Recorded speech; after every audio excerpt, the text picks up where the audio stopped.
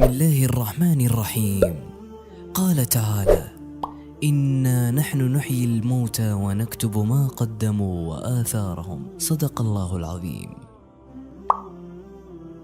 جميل أن يكون لك في حياتك بصمات بكلمات طيبة، ولكن الأجمل أن تكون تلك الكلمة لها الأثر الطيب والإيجابي في نفوس الآخرين. وها هي الإدارة النسائية في مكتب الدعوة والإرشاد وتوعية الجاليات بتندحة قد وضعت بصماتها وتركت أثرها عبر إنجازاتها لعامها السابع، فكل عام لها ثمرة وكل عام لها بصمة. وفي عام 1439 كانت ذا أثر يفوح في أرجاء منطقتنا الحبيبة، حيث دخل عبيرها كل بيت، فكان لها بصمة في مصليات تندحة، حيث قدمت 35 محاضرة وكلمة وعظية، حيث بلغ عدد المستفيدات 1617 مستفيدة. وكان لها مع الأسر المنتجة أثر في برنامجها الرابع الهدف، وبلغ عدد المستفيدات 87 مستفيدة.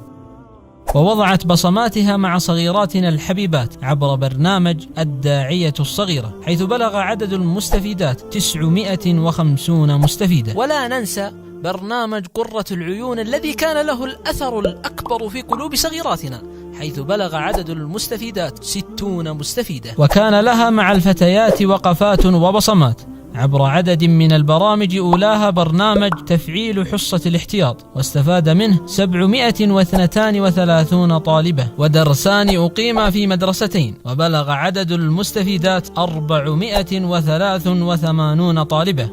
أما معرض خذ بيدي، والذي كان له الأثر الكبير في نفوس الكبار قبل الصغار، وبصمة ميزت الإدارة النسائية عن غيرها، حيث استفاد منه 850 مستفيدة. وكان لها مع الكبيرات بصمة عبر برنامج الطموح إلى الخيرية، والذي تضمن حملتين، وبلغ عدد المستفيدات 483 مستفيدة. وفي شهر رمضان المبارك برنامج نور على الدرب الذي ترك أثرا جميلا، حيث بلغ عدد المستفيدات 300 مستفيدة. وكان لها مع الجاليات بصمة وأثر، حيث بلغ عدد المسلمات الجدد لعام 1439 من الهجرة 10 مسلمات جدد، من خلال 13 زيارة ميدانية وزيارات إلى مقر الإدارة النسائية، وتوزيع الحقائب الدعوية على الجاليات المسلمة وغير المسلمة. وبذلك بلغ عدد أنشطة الإدارة النسائية لهذا العام بجميع أقسامها 60 نشاطا، وبلغ عدد المستفيدات 4915 مستفيدة، وأسلم 10 مسلمات جدد، وتم توزيع 1455 مادة دعوية، وتوزيع 815 هدية،